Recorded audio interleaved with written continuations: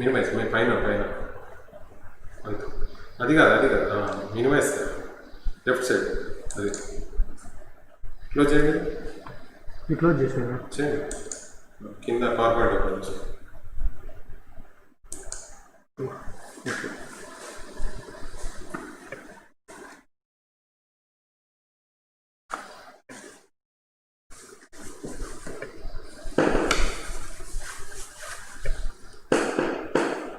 So today's class is urinary bladder. Urinary bladder is a hollow viscous which acts as reservoir of urine. Viscous means the singular of viscera, not VISCOUS, which is a thick fluid, but it is VISCUS, which is a singular viscera. Now, position. It varies with the amount of the urine in the bladder and age of the person. In children, the urinary bladder is abdominopelvic organ, even when empty, because the pelvic cavity is small and bladder neck lies at the level of the upper border of the symphysis pubis. In adults, it is pelvic organ when empty, and the bladder neck lies just above the plane of the lower border of the symphysis pubis. So in adults, it is the bladder is in the pelvic and the neck lies just above the plane of the lower border of the symphysis pubis. Whereas in children, it is at the upper border of the symphysis pubis. Now, when distended, it becomes abdominopelvic and ascends from lesser pelvis by displacing the peritoneum from the posterior surface of the infraumbilical part of the anterior abdominal wall. So, as the urinary bladder distends, as it comes from the pelvis to the abdomen, it will be displacing the peritoneum from the posterior surface of the infraumbilical part of the anterior abdominal wall. That means the bladder will be in direct contact with the abdominal wall. Shape. It is tetrahedral. Tetrahedral means a triangular pyramid with 4 triangular faces when empty and ovid when distended. So, the bladder is tetrahedral when empty and ovid when distended. Capacity. Average capacity varies between 120 and 320 ml, mean capacity being 220 ml. In normal adults, it ranges between 250 and 450 ml, whereas in newborn, it's about 20 to 50 ml. Painful sensation starts when the amount of urine reaches above 450 ml and collection of fluid about 800 ml. Mixturation is beyond voluntary control. Anatomical capacity of the bladder means the volume of the urine just before the rupture of the bladder. It amounts to the 1 liter, about 1 liter or more. So this is the diagrammatic representation of the tetrahedral shape. So here we are showing a tetrahedral shape wherein, of course, we are saying it is a diagrammatic representation of the bladder. So bladder is having a superior surface, a base or posterior inferior surface, and sides, this side and another is the other side. So it is having 1, 2, 3 and 4 triangular surfaces. See, it is tetrahedral shape, 4 triangular surfaces, 4 angles, apex, 2 lateral angles which are the entrance of the ureters, and the inferior angle entrance of the exit of the urethra, and then 4 borders, an anterior border between the apex and the neck of the bladder, a posterior border between the openings of the 2 ureters, and lateral borders between the apex and the ureter on one side and the apex and the ureter on the other side. So we are having totally 4 angles, 4 borders, 4 triangular surfaces. That is meant by the tetrahedral shape. So here we are showing the bladder. So here the superior surface is between the apex and the entry of the ureters. So apex and the entry of the ureters is also triangle, superior. Base is again the entry of the ureters and exit of the urethra. This is also triangular. And then 2 lateral triangular surfaces between the apex, ureter and urethra. So this is the lateral triangular surface on either side. So we are having totally 4 triangular surfaces, 4 angles 4 borders in a tetrahedral shape of the bladder. Presenting parts. In the empty and contracted bladder, the shape is tetrahedral and the bladder presents 4 angles, apex, neck and 2 lateral angles, 4 surfaces, superior surface, all are triangular shape, superior surface, base, posterior, inferior and 2 lateral surfaces, 4 borders, anterior, posterior and 2 lateral borders. Apex. It is directed forwards to the upper part of the symphysis pubis and gives attachment to the median umbilical ligament which extends up to the umbilicus. So apex is directed forwards in the upper part of the symphysis pubis and gives attachment to the median umbilical ligament which extends up to the umbilicus. Base. Posterior inferior surface or fundus. It is directed backwards and downwards and triangular in outline between the ureteric openings and urethra. In both sexes, the base is non-peritoneal. So in both sexes, base is non-peritoneal. That is not covered by the peritoneum. Except in the males, where its upper part is covered with peritoneum up to the upper end of the seminal vesicles. Non-peritoneal area of the base is known as external trigone. So here, the posterior inferior surface of the bladder, where we have base, we are showing the seminal vesicles. Up to the seminal vesicles, this upper part is covered by the peritoneum, whereas this lower part is not covered by the peritoneum. And it is related to the seminal glands, ampulla of ductus deferens,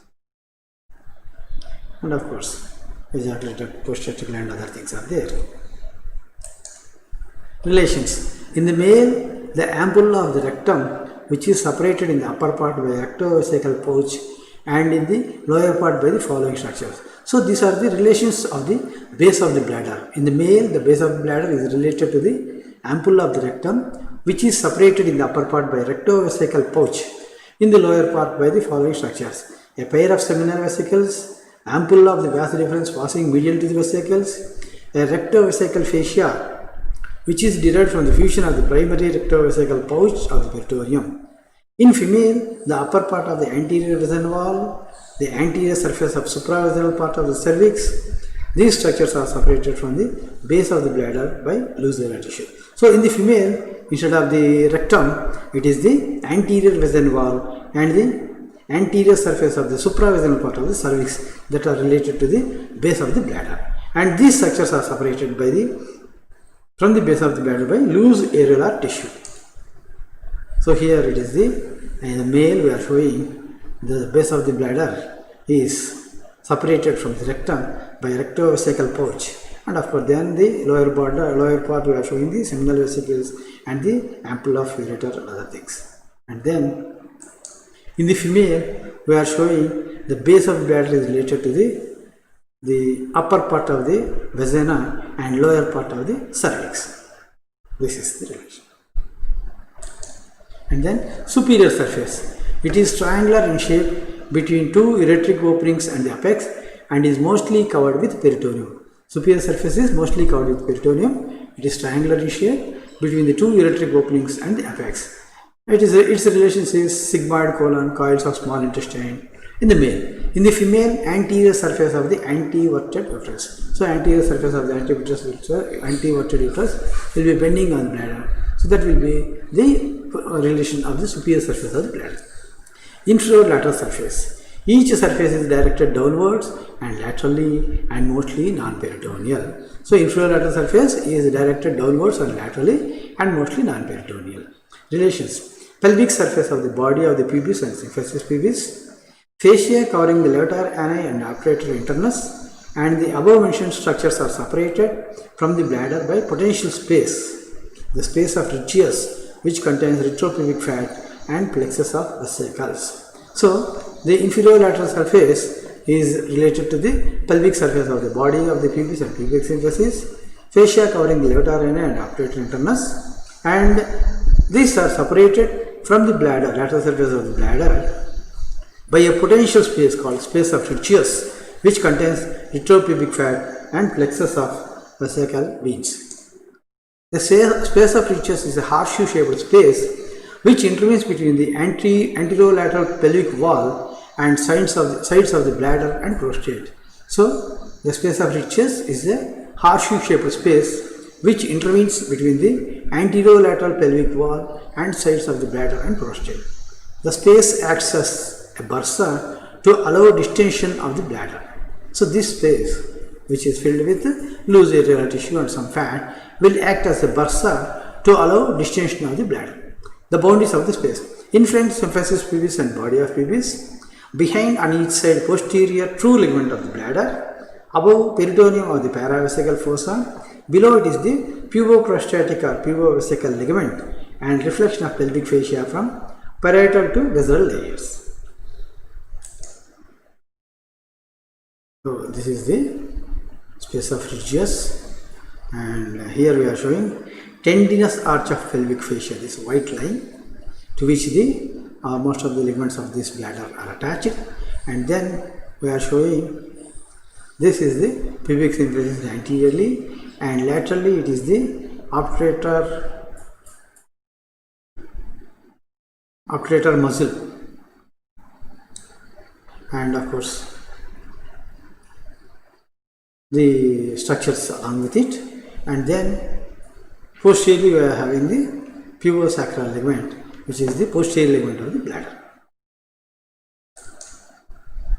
Medially, inferior lateral surface of the bladder and prostrate. So, medially we are having the inferior lateral surface of the bladder and prostrate as the relations of the ridge space. Laterally, fascia covering the levator ana and obturator internus muscle. Contents of the space is retropubic fat and vesical plexus of veins. Importance is surgical operations of the bladder and prostate are approached retroperitoneally through the space when the bladder is distended above the symphysis pubis. So, the importance of this ridge space is surgical operations of the bladder and prostate are approached retroperitoneally through the space when the bladder is distended above the symphysis pubis. Anterior border. So now we have finished the surfaces, the posterior inferior surface, the superior surface and two lateral surfaces, their relation with the ridge space, and now the borders. The anterior border extends from the apex to the neck of the bladder and separates the inferior lateral surfaces from each other. So the first border is the anterior border, which extends from the apex to the neck of the bladder and separates the inferior lateral surface from each other. Posterior border, it separates the superior surface from the base and extends between the entrance of the two ureters. Lateral border, each border separates the superior surface from the inferior lateral surface and extends from the entrance of the ureters to the apex of the bladder.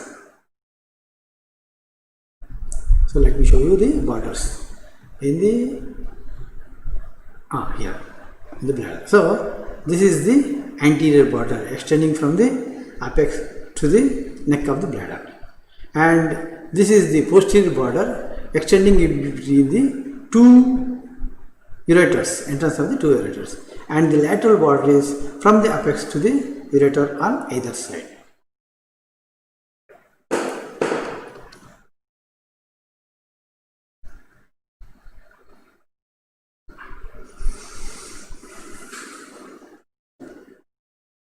Neck.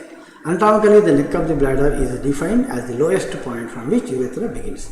So, neck is the lowest point from which the urethra begins.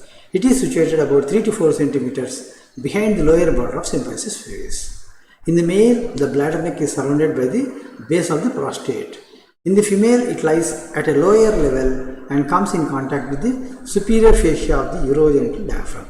So, in the male, it is surrounded by the base of the prostate, whereas in the female it lies a bit lower level and it comes in contact with the superior fascia of the urogenital diaphragm. Physiologically, the bladder neck includes entire female urethra and prostatic part of the male urethra. So the bladder neck includes entire female urethra, that means in the female, and in the male prostatic part of the male urethra, because tetrasal muscle of the bladder extends up to this level. So because the muscle of the bladder is extending up to this level. Now in the distended bladder, That's borders over, surfaces over, and then that is the tetrahedral bladder. Now we have discussed. Now we are discussing about the distended bladder. The shape of the distended bladder is ovoid, and bladder present the following parts: anterior, inferior, posterior, superior surfaces, two lateral surfaces, a summit, base, and a neck. So a distended bladder which is ovoid in shape presents anterior, inferior, posterior, superior surfaces, two lateral surfaces, a summit, that means the apex almost, a base, and a neck. The anterior inferior surface is entirely non-peritoneal and extends above the symphysis pubis by displacing the peritoneum from the posterior surface of the anterior abdominal wall. So anterior inferior surface, as the bladder distends, extends into the abdomen by displacing the peritoneum inwards, and it is just immediately behind the anterior abdominal, and it is in direct relation to the posterior surface of the anterior abdominal wall. Now, posterior superior surface is mostly covered with peritoneum and related with the sigmoid colon, small intestine, and ureter in females, uterus in female. So, when the female, the uterus is the posterior relation. So, posterior superior surface is mostly covered with peritoneum and related with the sigmoid colon, small intestine, and uterus in the female. Each lateral surface is partly peritoneal and partly non-peritoneal. Summit of the distended bladder is situated behind the apex and separated from the anterior abdominal wall by prevesical pouch of peritoneum. So there is a prevesical pouch of peritoneum that is separating the anterior abdominal wall from the summit of the distended bladder. Base and neck are fixed and correspond to the empty bladder. So in the empty bladder, the base and neck are at the level of the lower border of the symphysis pubis, and so they will be there only because they are fixed organs. Ligaments of the bladder. True and false ligaments. True ligaments. These are fibrous bands with some smooth muscle fibers and help anchorage of the bladder. So ligaments, we are having two types, true and false ligaments. In the true ligaments, these are fibrous bands with some smooth muscle fibers and help anchorage of the bladder. So they help in fixing the bladder. True ligaments are 9 in number, out of which one is developmental and the rest are produced by the condensation of the pelvic fascia. So true ligaments are 9 in number, out of each one is developmental and the rest are produced by the condensation of the pelvic fascia. Median umbilical ligament. This is the developmental ligament. It is developmental ligament and extends from the apex of the bladder to the umbilicus. It is a remnant of the urachus and developed from the allantois. So this is developed from the allantois and a remnant of urachus, and this extends from the apex of the bladder to the umbilicus, median umbilical ligament. Now, 4 puboprostatic or pubovesical ligaments. 2 ligaments lie on each side, medial and lateral. Medial ligament extends from the bladder to the neck of the pubic symphysis. Lateral ligament extends from the bladder neck to the anterior end of the tendinous arch of the pelvic fascia. I just now shown you the tendinous arch of the pelvic fascia. A pair of lateral ligaments. Each ligament extends as a sheet from the inferior lateral surface of the bladder to the tendinous arch of the pelvic fascia. So pelvic fascia, this tendinous arch of the pelvic fascia is important, that it is giving attachment to the 2 lateral puboprostatic ligaments and a pair of lateral ligaments, and of course, so 4 ligaments are attached to this tendinous arch of pelvic fascia. A pair of posterior true ligaments, each ligament extends as a sheet from the side of the base of the bladder to the lateral pelvic wall. So this is going to the lateral pelvic wall. It contains plexus of vesical veins and blends medially with the rectovesical fascia.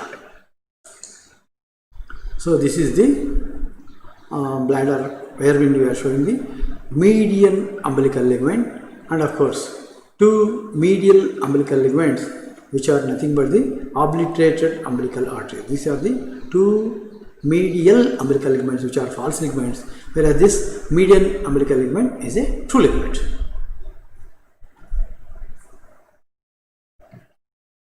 And now we are showing, this is the posterior ligament, and now this is the lateral ligament. These are the 2 puboprostatic ligaments, medial and lateral. Puboprostatic ligaments and lateral ligaments, posterior ligament. So altogether 8, and one is the median umbilical ligament, which is nothing but the remnant of Irachus. This is a developmental part. False ligaments. These are paternal folds and 7 in number. Anteriorly 3 folds, median umbilical and a pair of medial umbilical. So median fold covers the median umbilical ligament. So false ligaments are nothing but the peritoneal folds, and they are 7 in number. Anteriorly we are having 3 folds, out of which median umbilical and a pair of medial umbilical. The median umbilical fold covers the median umbilical ligament, which is extending from the apex to the umbilicus, which is nothing but the remnant of Irachus. Each medial fold covers obliterator umbilical artery. Just now I have shown you the medial folds on either side of the median umbilical ligament. Those are covering the obliterator umbilical artery. Laterally, a pair of lateral false ligaments extend from bladder to the lateral pelvic wall and form the floor of perivesical fossa. Posteriorly, a pair of sacrogenital folds which extend from the lateral angles of the base of the bladder to the third sacral vertebrae. So we are having posteriorly a pair of sacrogenital folds which extend from the lateral angles of the base of the bladder to the third sacral vertebra. Bladder bed. Bladder bed consisting of a number of structures upon which urinary bladder rests. The structures are as follows: the symphysis pubis and body of pubis, fascia of the levator and upright internus muscle, and retropubic fat, ampulla of the rectum and anterior vaginal wall, base of the prostate or superior fascia of the urogenital diaphragm.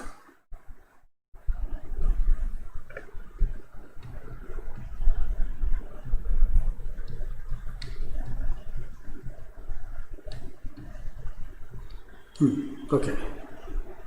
Here we can say in the male, the base of the bladder is related to the symphysis pubis, and then the prostate, and then this posterior inferior surface. So the seminal vesicles and a part of rectum are related to the posterior inferior surface of the bladder in male. In female, it is the symphysis pubis and then the vaginal wall.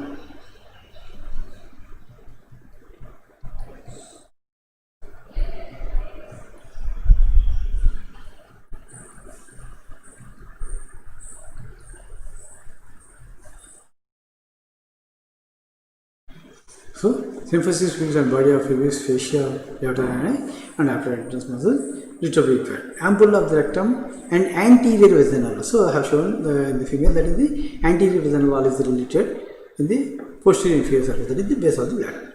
Base of prostate and superior fascia of urogenital diaphragm are also in relation to the bladder bed. Now, interior of the bladder. A number of temporary mucous folds or rugae are present in the entire bladder wall, that is the interior of the bladder wall, except the trigonum vesicae.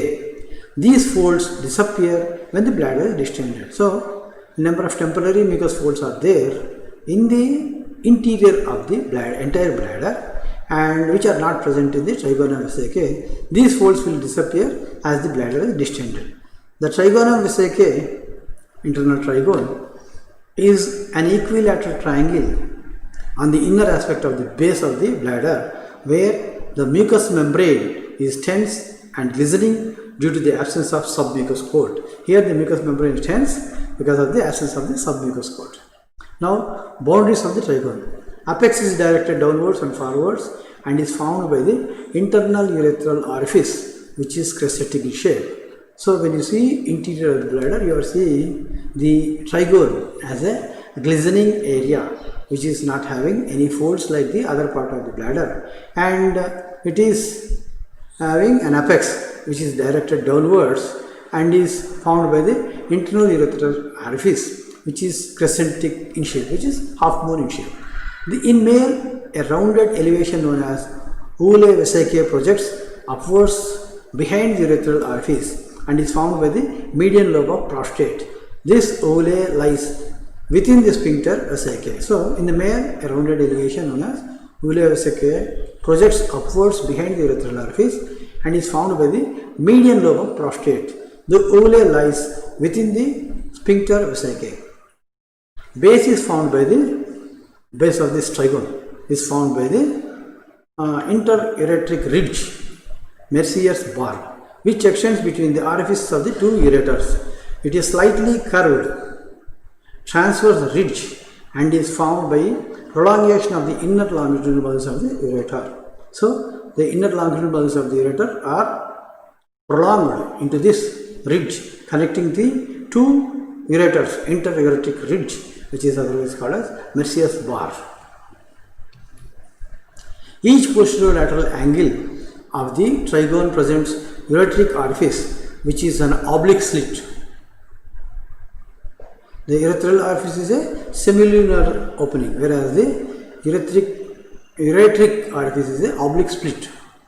The orifices are about 2.5 centimeters apart when the bladder is empty. When the bladder is empty, they are closer to each other, about 2.5 centimeters apart. But in distended bladder, they may be about 5 centimeters apart. A ureteric fold of the mucous membrane extends upwards and laterally from each ureteric orifice and indicates intravesical course of the ureter.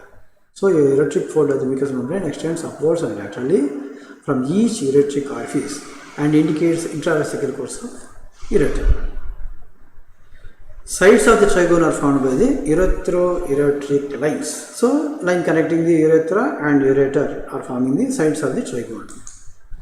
Structure of the trigone. From within outwards, mucous membrane of the transitional epithelium, which is tense, trigone muscle of the bell, which replaces the submucous coat and is adherent to the mucous membrane, a loose areolar sheet known as fascia of Waldeyer, detrusor muscle of the bladder. So, we are having four structures in the trigone: mucous membrane of transitional epithelium, trigone muscle of bell, a loose areolar sheet known as Waldeyer fascia, and detrusor muscle of the bladder.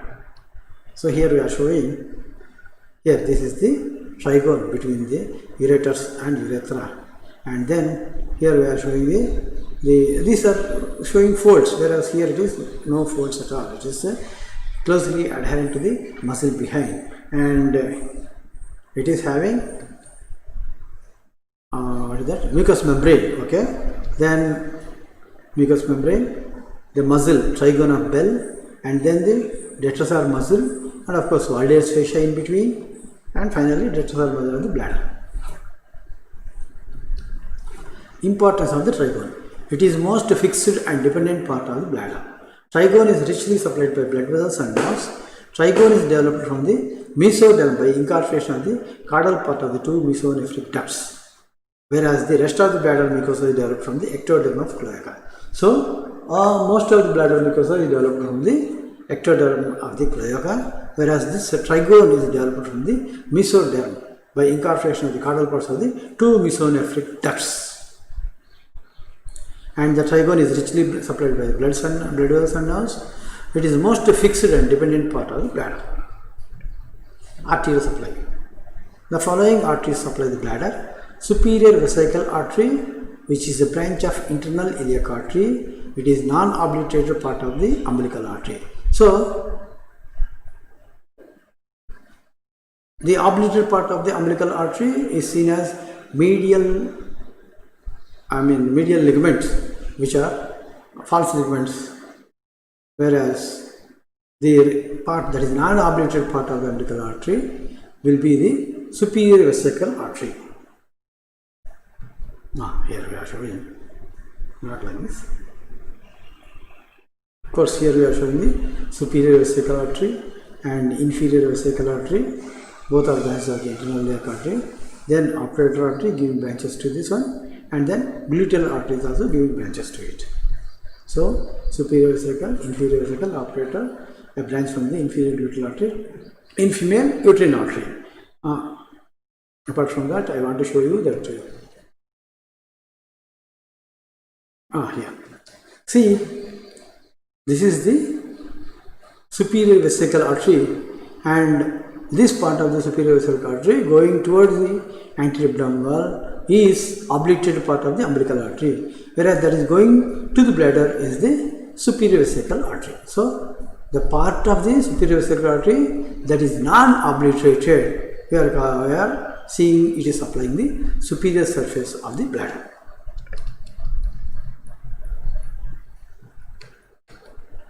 Of course, the other things are inferior vesicular artery are there, then the obturator artery is supplying the bladder, then the small vessels from the gluteal artery, superior inferior gluteal artery are also supplying this bladder. In the female also similarly we are seeing the superior vesicular artery, inferior vesicular artery is somewhere here, and then we are seeing the obturator artery, we are seeing the superior gluteal artery which is supplying the bladder, and then uterine artery which is also supplying the bladder. Venous drainage.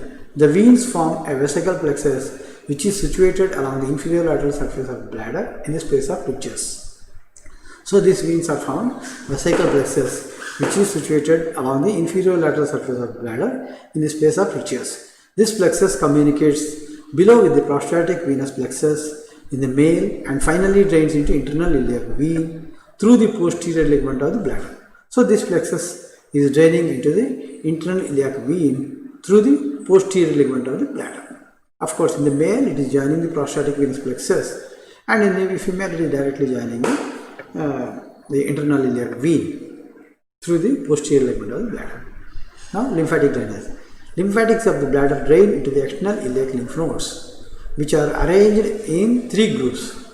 So, anterior, intermediate and posterior.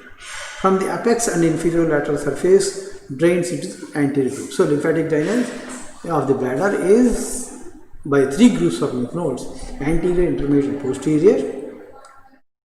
From the apex and inferior lateral surface it is drained by the anterior group. From the upper surface drain into the intermediate group, and then from the base it drains into the posterior group. Apex and inferior lateral surface. So from the superior surface is draining into the intermediate group. From the base, that is the posterior inferior surface, is draining into the posterior group. Nerve supply. The urinary bladder is supplied by the vesical plexus of nerves, which is made up of fibers derived from the inferior hypogastric plexus. So, urinary bladder is supplied by the vesical plexus of nerves, which is made up of fibers derived from the inferior hypogastric plexus. The vesical plexus contains both sympathetic and parasympathetic components. So, it contains both sympathetic and parasympathetic components, each of which contains again a motor or afferent and a sensory or afferent fibers. So, this vesical plexus is having both sympathetic and parasympathetic components, and then each component is again having motor and sensory parts. So there is a motor part for sympathetic, motor part for parasympathetic, sensory part for sympathetic, and sensory part for the parasympathetic. Parasympathetic afferent fibers that are nervi erigatis, S2, S3, S4 are motor to the destrosor muscle and inhibitory to the sphincter vesicae. So they are motor to the destrosor muscle, they are allowing the bladder to contract, and inhibitory to sphincter vesicae means they are allowing the sphincter to relax. So this is nerve of emptying. So parasympathetic afferent fibers or nervi erigatis are motor to the detrosor muscle, that is they are allowing the contraction of the bladder, and inhibitory to the sphincter vesicae, that means they are allowing the sphincter vesicae to open, that will become the nerve of emptying.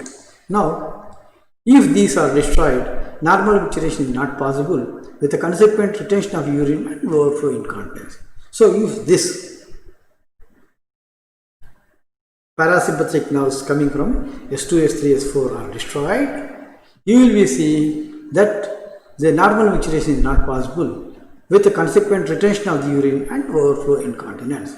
So the bladder wall, the detrosor muscle of the bladder wall will not contract, and of course sphincter vesicae may open or may not open, but as a consequence what happens, there is a retention of urine and gradually overflow of the incontinence. That means when it is full to the extent about 800 ml or something, there is a chance that the urine will dribble constantly. Sympathetic afferent fibers are said to be inhibitory to the detrosor and motor to the sphincter vesicae, and therefore act as nerve of filling. So parasympathetic are nerve of emptying, whereas sympathetic are nerve filling, these are coming from the T11 to L2. These are said to be inhibitory to the detrusor and motor, and so they are not allowing the contraction of the detrusor muscle, and they are stimulating the sphincter vesicae, that means they are making the sphincter to contract. Therefore, this is a nerve of filling. So, when the detrusor muscle is relaxing and the sphincter vesicae is contracting, there is a chance that the urine will be goes on filling. So, these sympathetic afferent fibers are filling fibers. However, sympathetic nerve supply to the bladder is relatively unimportant because bladder function is not significantly affected by resection of the hypogastric nerve. So I say that the sympathetic nerve supply to the bladder is relatively unimportant because it is not significantly affected by the resection of the hypogastric nerve. The somatic pudendal nerve supplies the sphincter urethrae, which is voluntary. So somatic pudendal nerve is supplying the sphincter urethrae, not the sphincter vesicae. Here it is supplying the sphincter urethrae, which is voluntary muscle. Sensory nerves. Pain sensations caused by the distension or spasm of the bladder wall are carried mainly by the parasympathetic nerves and partly by the sympathetic nerves. So, pain sensation is carried mainly by the parasympathetic nerves and partly by the sympathetic nerves. In the spinal cord, pain arising in the bladder passes through the lateral spinothalamic tract, and awareness of the bladder distension is mediated to the posterior columns. So, in the spinal cord, the posterior columns are allowing are mediating the awareness of the bladder distension, whereas the lateral spinothalamic tract is allowing the passage of pain fibers arising from the bladder. So, bilateral anterolateral cordotomy, that is lateral spinothalamic tract cut. So, if you cut the lateral spinothalamic tract on either side, it selectively abolishes the pain without affecting the awareness of the bladder distension and desire to micturition. So, if there is intolerable pain in the bladder due to some reason, either ulcer or cancer or something like that, there is a chance that we can do a bilateral anterolateral cordotomy, whereby the pain fibers are suppressed. So we are having only the sensation of the fullness of the bladder and desire to micturition. So that is the advantage of this pain fibers going through the lateral spinothalamic tract. Now, clinical anatomy. A distended bladder may rupture by the injuries of lower abdominal wall. The peritoneum may or may not be involved. As I told you already, as the bladder distends, what is happening? It is displacing the peritoneum that is on the posterior abdominal wall, and it is coming in direct contact with the posterior surface of the anterior abdominal wall. So, the peritoneum that is present on the posterior surface of the anterior abdominal wall is displaced as the bladder distends into the abdomen. So, what is happening is, if there is a rupture of the bladder, it may not be involving the peritoneum, or sometimes even the rupture of peritoneum may also occur, it may also involve the peritoneum. Chronic obstruction to the outflow of urine by enlarged prostate or by stricture of the urethra causes hypertrophy of the bladder, leading to the travaculated bladder. So, if there is a chronic obstruction to the outflow of urine by the enlarged prostate or by the stricture urethra, what is happening? The bladder is continuously forcing the urine to go out, and because of this obstruction, it is a bit difficult to empty the bladder. So, what is happening? There is hypertrophy of the bladder to overcome the obstruction that is caused by the enlarged prostate or by the stricture of urethra. So, in the stricture of urethra or in the prostatic enlargement in the old age, we are going to see the hypertrophy of the bladder muscle, and that will lead to the trabeculated bladder. That means, trabecula means the folds, angular folds. The interior of the bladder can be examined in living by cystoscopy. So, when we examine through cystoscopy, we can see these trabeculations. In the operation of suprapubic cystostomy, the bladder is distended with about 300 ml of fluid. As a result, the anterior aspect of the bladder comes into direct contact with the anterior abdominal wall and can be approached without entering the peritoneal cavity. As I told you already, as the bladder distends up, it is pushing the peritoneum that is on the anterior abdominal wall and the on the posterior surface of the anterior abdominal wall and coming up. So the bladder is in direct contact with the posterior surface of the anterior abdominal wall. Urinary incontinence. Emptying of the bladder is essentially a reflex function involving the motor and sensory pathways. Voluntary control over this reflex is exerted through upper motor neurons, and as long as one pyramidal tract is functioning normally, control of bladder remains normal. Acute injury to the cervical or thoracic segments of the spinal cord leads to a state of spinal shock. The muscles of the bladder is relaxed, the sphincter vesicae contracted, but the sphincter urethra relaxed. The bladder distends and urine dribbles.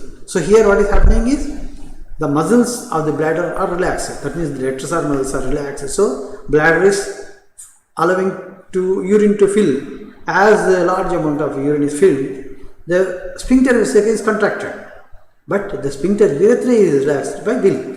So that is voluntary muscle, no? So what is happening? The bladder distends and urine dribbles because of the force of the urine that is constantly coming out, dribbling, drop by drop it is coming out. After a few days, the bladder starts contracting reflexively. When it is full, it contracts every 2 to 4 hours. This is called automatic reflex bladder.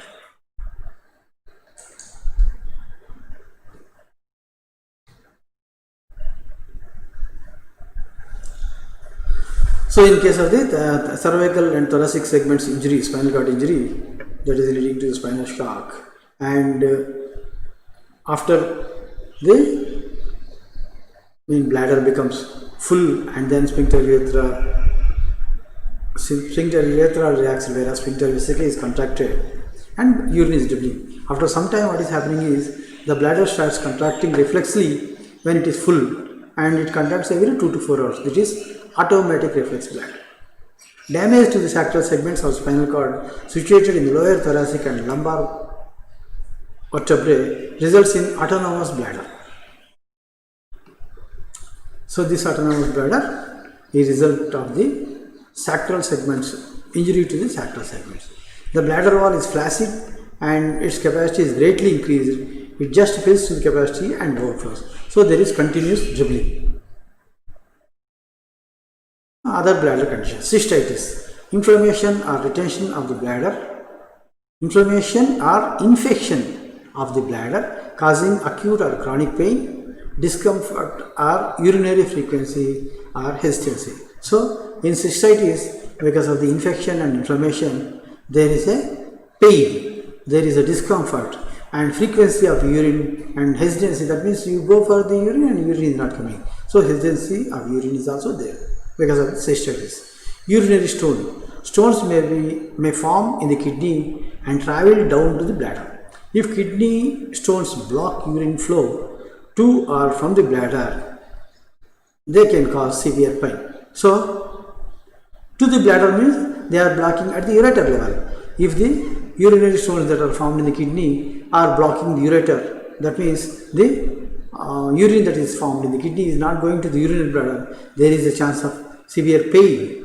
And if it goes to the bladder and out of the bladder in the urethra also, there is chance that the block of the urinary stone, the blocked urethra by urinary stone is also causing severe pain. Bladder cancer. A tumor of the bladder is usually discovered after blood found in the urine. So if somebody sees blood in the urine, there is a chance that tumor, it's one of the differential diagnosis. Not every person having a blood in the urine is having a bladder cancer. It is one of the causes of the blood in the urine. Blood in the urine is the cancer. Now, cigarette smoking or workplace chemical exposure causes most cases of bladder cancer. So, bladder cancer is caused by the cigarette smoking and exposure to the chemicals in the workplace. Urinary incontinence. Uncontrolled urination, which may be chronic. Urinary incontinence can result from many causes.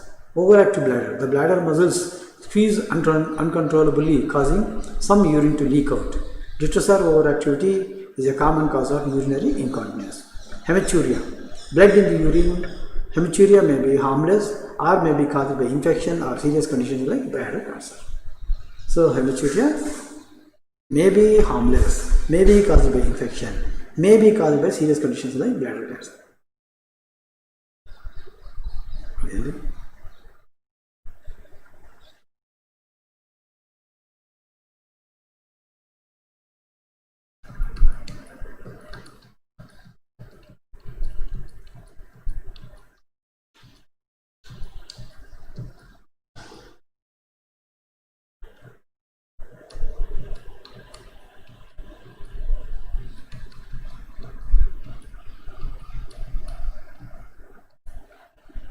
Urinary retention. Urine does not exit the bladder normally.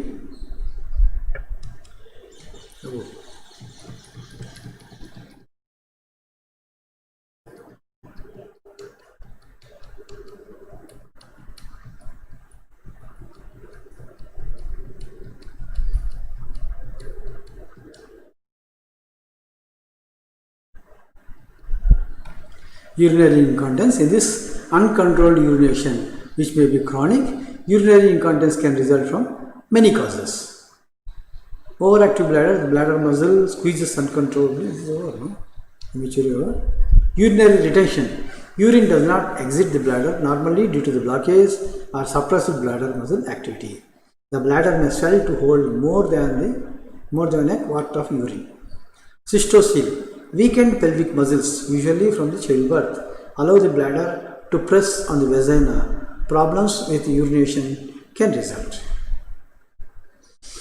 Bedwetting, nocturnal enuresis. Bedwetting is defined as a child age 5 or older who wets the bed at least 1 or 2 times a week over at least 3 months.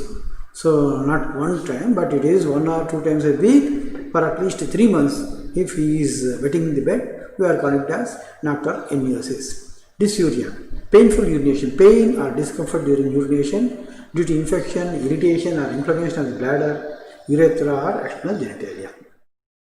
Okay, that finishes our urinary bladder. So here main thing what we have to see is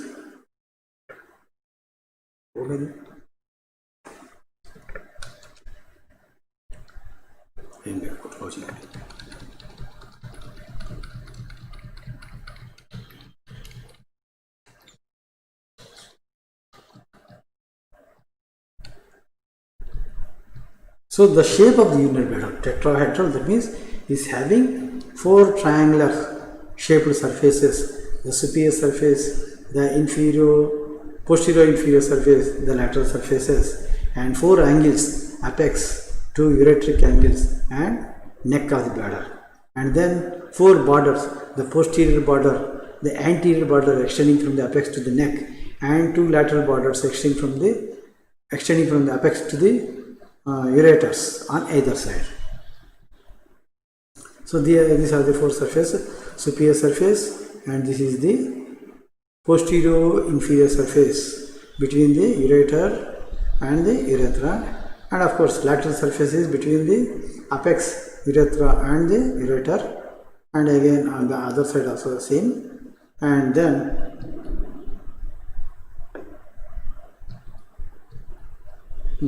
here the posterior inferior surface of the bladder is related to the rectovesical pouch in the upper part, and in the lower part it is related, that part is covered by the peritoneum, and the lower part is not covered by the peritoneum. It is related to the seminal glands, ampulla of ductus deferens and other things.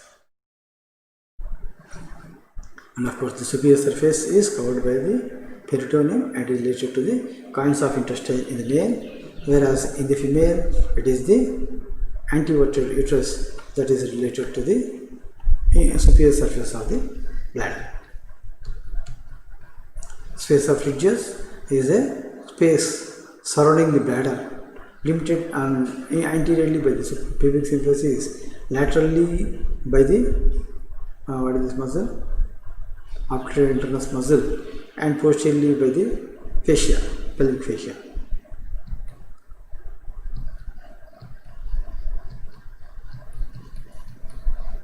Of course, ligaments of bladder, true and false. True ligaments are 9 in number, and one is median umbilical ligament, which is developmental and developed from the rachis, and then 4 puboprostatic ligaments, pubic vesicle or pubovesical ligaments, which are extending from the bladder to the neck of the pubic symphysis, and to the lateral ligament is extending from the bladder neck to the anterior end of the tendinous arch of the fascia, pelvic fascia. And of course pair of lateral ligaments, pair of posterior true ligaments. Then we are having this is the median umbilical ligament, these are the two medial umbilical ligaments. These are the false ligaments. And then these are the true ligaments, preprostatic ligaments anteriorly, and then lateral ligaments laterally, and posteriorly posterior ligament. And of course, in addition, we are having the development of the median ligament. Okay, that almost finishes our